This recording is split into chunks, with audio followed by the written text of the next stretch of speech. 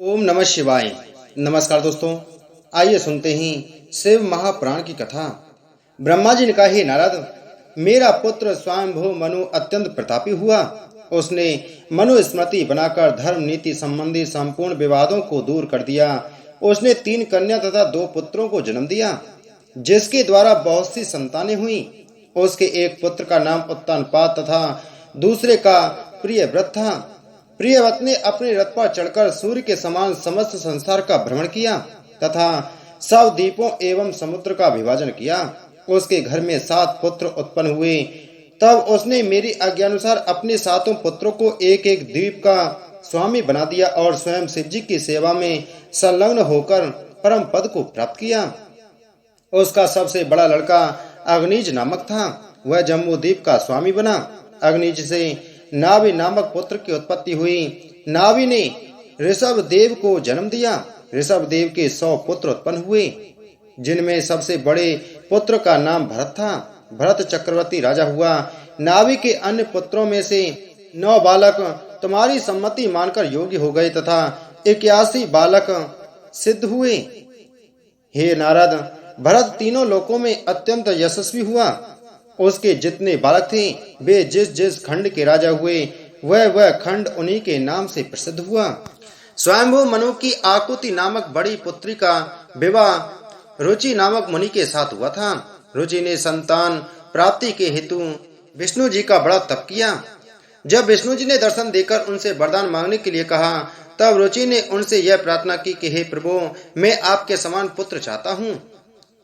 विष्णु जी उसकी प्रार्थना स्वीकार कर अंतर्ध्यान हो गए। तदुपरांत विष्णु जी ने स्वयं ही आकुति के उदर से 2 पुत्रों के रूप में जन्म लिया। उन दोनों बालकों का नाम नर और नारायण रखा गया। रुचि तथा आकुति ने उन दोनों को विष्णु का अवतार जानकर दीक्षा दी। तदुपरांत वे दोनों नर और नारायण तपस्या करने के हेतु हिमाचल पर्वत पर जा पहुंचे। हिमाचल की जो शाखा केदार नाम से प्रसिद्ध है, वहां दोनों ने अत्यंत कठिन तप किया।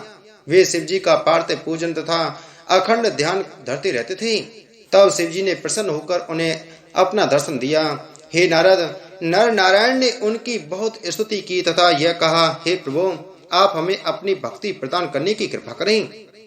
नर नारायण की स्तुति से प्रसन्न होकर शिव जी बोले, हे नर नारायण, अब तुम्हारी जो इच्छा हो वह वर हमसे मांग लो। यह सुनकर नर नारायण ने कहा, हे प्रभु, आप इसी स्थान पर अपने पूर्ण अंश से स्थित रहें तथा हमें अपने चरणों की भक्ति प्रदान करने की कृपा करें। इस प्रार्थना को स्वीकार कर शिव जी उस स्थान पर ज्योतिर्लिंग होकर अपने पूर्ण अंश से स्थित हो गए तथा केदारेश्वर के नाम से प्रसिद्ध हुए।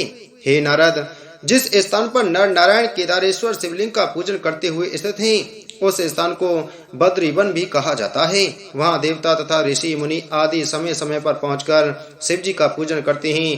केदारेश्वर ज्योतिर्लिंग भरत खंड के निवासियों के संपूर्ण पापों को दूर करने वाला है। उसके दर्शन करने मात्र से ही संपूर्ण मनोकामनाएं सिद्ध हो जाती हैं।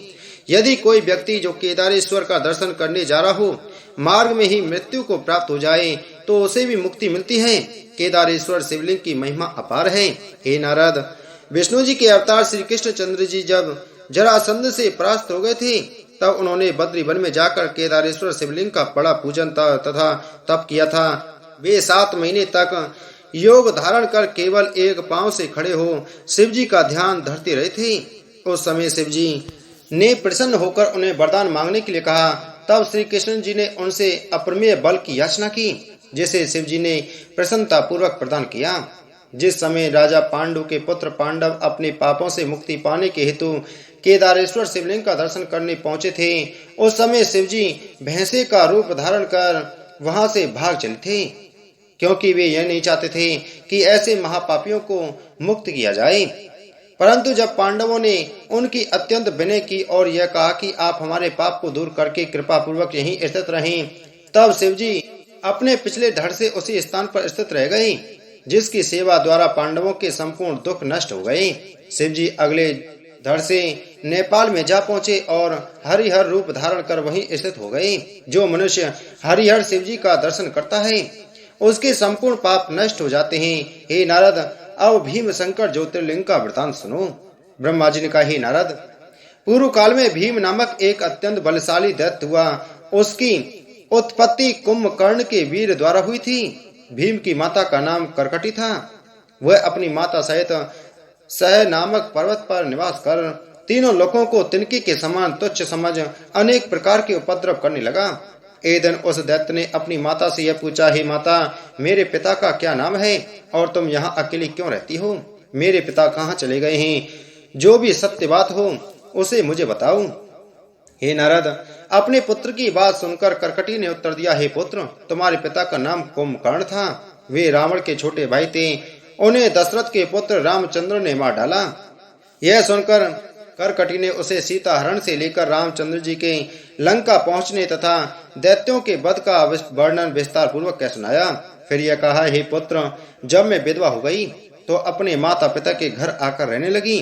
ब्रह्मा जी ने कहा, हे नारद, अपने पिता की मृत्यु का समाचार सुनकर भीम अपने मन में अत्यंत क्रुद्ध हुआ तथा यह विचार करने लगा कि देवताओं ने मेरे साथ बहुत बुरा किया है, जो उन्होंने विष्णु की सहायता लेकर मेरे कुल को नष्ट करा दिया। इसके अतिरिक्त यह नियम भी है कि जो पुत्र अपने पिता का बदला न ले सके उसे अत्यंत नीच समझना चाहिए। अस्तु, अब मैं देवताओं से अपने पिता की मृत्यु का बदला पहुंच चुकाऊंगा। हे नारद, यह विचार कर भीम ने वन में पहुंचकर अत्यंत कठिन तप करना आरंभ कर दिया।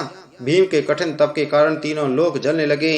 तब सब देवता तथा ऋषि मुनि आदि मेरी शरण में आए और प्रार्थना करते हुए यह कहने लगे, हे ब्रह्मन, वह दैत्य कुंभकर्ण के वीर से उत्पन्न हुआ है और अपने पिता का बदला लेने की इच्छा से उग्र तप कर रहा है। अस्तु, आप उसे वरदान देने की कृपा करें जिससे तीनों लोगों की रक्षा हो जाए। यद्यपि वर प्राप्त हो जाने पर वह हमें दुख ही देगा, परंतु तो भी यह बात हम इसलिए कर रहे हैं कि यदि आपने उसे वर नहीं दिया तो उसके उपद्रव करने से पूर्व ही हम सब इस अग्नि में जलकर भस्म हो जाएंगे। हे नारद, देवताओं की प्रार्थना सुनकर मैं उस दैत्य के पास जा पहुंचा और उसे वर मांगने के लिए कहने लगा। उस समय भीम ने मेरी प्रार्थना करते हुए यह कहा, हे ब्रह्मन, आप मुझे ऐसा अप्रमेय बल देने की कृपा करें जिसके द्वारा मैं अपने पिता के शत्रुओं पर विजय प्राप्त कर सकूं। यह सुनकर मैं उसे इच्छित वरदान देकर अपने लोक को लौट आया। तब भीम अत्यंत प्रसन्न हो अपनी माता के पास जाकर यह कहने लगा, हे माता, अब मैं सब देवताओं तथा मुनियों का वध कर डालूंगा। यह कहने के उपरांत उस दैत्य ने एक ऐसा भयानक शब्द किया जिसे सुनकर तीनों लोग कांपने लगे। अस्तु, सब दैत्यों ने उसके पास पहुंचकर उसे अपना राजा बना दिया। तदुपरांत वह दैत्यों की सेना लेकर इंद्र पर चढ़ाई करने के लिए चल दिया। हे नारद, जिस समय वह दैत्य इंद्रलोक में पहुंचा उस समय सब देवता उसके भय से भयभीत हो विष्णु की शरण में गए और उनसे अपनी रक्षा करने की प्रार्थना करने लगे। तब विष्णु जी उन्हें साथ लेकर उस दैत्य से युद्ध करने के लिए गए। विष्णु ने अस्त्र शस्त्रों का प्रयोग किया, परंतु वह किसी भी प्रकार विचलित नहीं हुआ।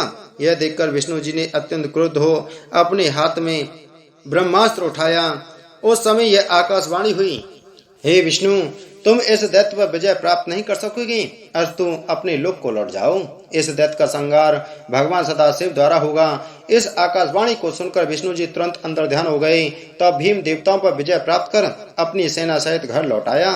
उसने देवताओं के स्थान पर दैत्यों को प्रतिष्ठित किया और उनके सब रत्न छीन लिए। ब्रह्मा जी ने कहा, हे नारद, मैंने तथा विष्णु जी ने तथा सब देवताओं ने उस समय शिवजी की शरण में पहुंचकर दंड प्रणाम करने के पश्चात स्तुति करते हुए भीम का सब वृतांत कह सुनाया तथा यह प्रार्थना की, हे प्रभु, आपके अतिरिक्त उस दैत्य को अन्य कोई नहीं मार सकता। यह सुनकर शिवजी ने उत्तर दिया, हे देवताओं, जब वह भीम नामक दैत्य कामरूप देश के राजा प्रिय धर्म को दुख पहुंचाएगा तब हम उसका संहार करेंगे। यह सुनकर हम सब लोग अपने घर लौट आए। हे नारद, उधर एक दिन भीम ने अपने मन में यह विचार किया कि यदि शिवजी रामचंद्र को अपना बाण न देते तो वे मेरे पिता को नहीं मार सकते थे। शिवजी के कारण ही सब देवता ऋषि मुनि निर्भय रहते हैं। अस्तु, अब मुझे शिवजी को नष्ट करने का उपाय करना चाहिए। शिवजी कहीं दिखाई नहीं देते, इसलिए यदि मैं उनके भक्तों को दुख पहुंचाना आरंभ कर दूं तो वे उन्हें बचाने के हेतु किसी दिन अवश्य प्रकट होंगे। यह निश्चय करके वह दैत्य अपनी सेना सहित से भक्तों को ढूंढ कर मारने लगा। एक दिन वह कामरूप देश के राजा प्रियधर्म को शिवजी का परम भक्त समझकर उसके राज्य में जा पहुंचा। उस समय सब प्रजा अत्यंत दुखी होकर राजा के पास पुकार करने के लिए पहुंची। तब तक भीम भी अपनी सेना को साथ लिए उसके किले में जा पहुंचा। उसने राजा को पकड़कर बांध लिया तथा बंदी बना लिया। हे नारद, उस अवस्था में भी राजा प्रियधर्म ने शिव जी का ध्यान करना न छोड़ा।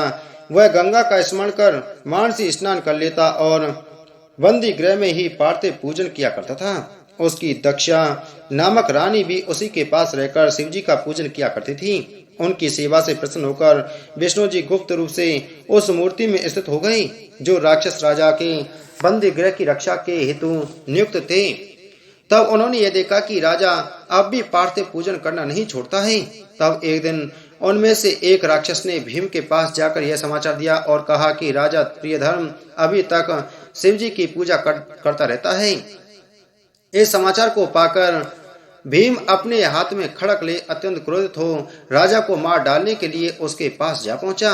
अस्तु इस प्रकार जब राजा के पास जाकर उसने ये देखा कि उसके सेवक का कहना सत्य है तो अत्यंत क्रोध होकर राजा से इस प्रकार पूछने लगा, हे राजन, तू क्या कर रहा है? हे नारद, भीम के वचन सुनकर राजा ने उत्तर दिया, हे दैत्यराज, मैं संपूर्ण विपत्तियों को नष्ट करने वाले शिव जी का पूजन कर रहा हूँ। तुम्हारे जो मन में आवे वह करो, परंतु मैं शिव जी की पूजा किसी प्रकार नहीं छोड़ूंगा। यह सुनकर भीम ने हंसते हुए कहा, हे मूर्ख राजन, हम तेरे स्वामी को अच्छी तरह जानते हैं, वह हमारा कुछ भी नहीं बिगाड़ सकता। जब तक वह शिव मेरे सामने नहीं आता तभी तक तू उसे अपना स्वामी समझकर ढोंग रच रहा है। तुझे चाहिए कि तू इस मूर्ति को उठाकर फेंक दे और मेरी आज्ञानुसार शिव का नाम लेना छोड़ दे। यदि तूने मेरी बात नहीं मानी तो मैं तुझे अपनी तलवार से मार डालूंगा। ए नारद, इस प्रकार उस राक्षस ने राजा प्रियधर्म से बहुत सी बातें कही, परंतु राजा उन सबको अनसुनी करके दृढ़ता पूर्वक शिव जी के ध्यान में मग्न बना रहा। राजा ने यह विचार करके कि शिव जी अपने भक्तों की अवश्य सहायता करते हैं, भीम को उत्तर दिया, अरे राक्षस, मुझे ऐसा प्रतीत होता है कि अब तेरा अंतिम समय निकट आ पहुंचा है, इसलिए तू शिव जी के प्रति ऐसे अपमानजनक शब्दों का प्रयोग कर रहा है। हे मूढ़, यदि तू मेरे साथ कोई बुराई करेगा तो शिव जी तुझे जलाकर भस्म कर डालेंगे। राजा की यह बात सुनकर भीम फिर बोला, हे मूर्ख राजा, हम तेरे शिव को बहुत अच्छी तरह जानते हैं। यदि तू इसी समय शिव की पूजा करना नहीं छोड़ता तो यह निश्चय रख कि हमारे हाथ से अभी मार डाला जाएगा। इस पर राजा ने उत्तर दिया, हे दैत्य, तेरे मन में जो आवे वह कर, परंतु मैं शिव जी का पूजन कभी नहीं छोड़ूंगा। इन कटु वचनों को सुनकर भीम ने तलवार उठाते हुए कहा, अरे मूर्ख राजा, हमने तुझे विचार करने के लिए बहुत समय दिया, परंतु तू अब भी अपनी हट पर अड़ा हुआ है।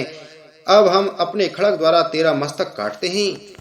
तू अपने शिव का स्मरण कर ले, देखें वह किस प्रकार तेरी रक्षा करता है।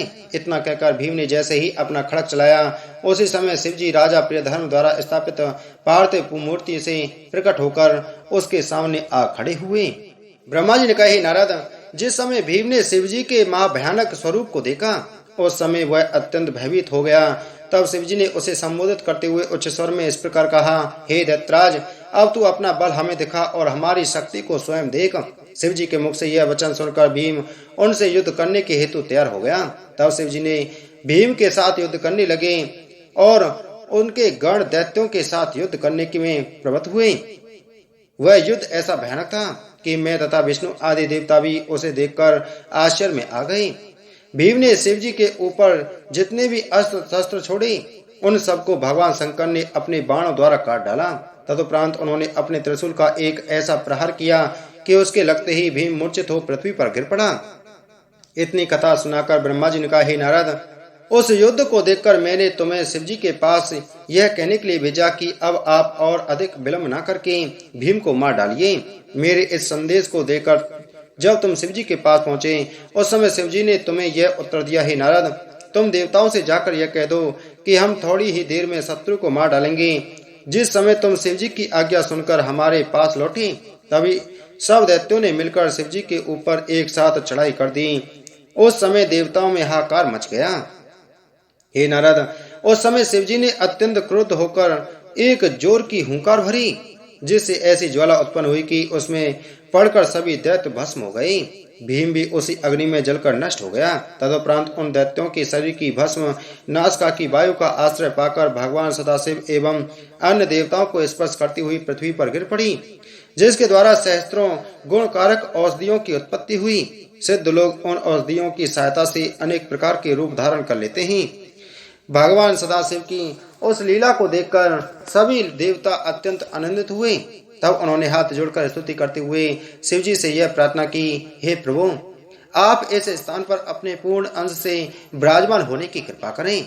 देवताओं की प्रार्थना पर शिव जी अपने पूर्ण अंश से उस स्थान पर स्थित हुए जहां उन्होंने भीम को जलाकर भस्म कर डाला था। वह लिंग भीम शंकर के नाम से संसार में प्रसिद्ध हुआ। जो भीम शंकर ज्योतिर्लिंग के इस चरित्र को पढ़ता, सुनता अथवा दूसरों को सुनाता है, उसकी संपूर्ण मनोकामनाएं पूर्ण हो जाती हैं। बोलो शिव महाप्राण की जय। बोलो शिव शंकर भगवान की जय।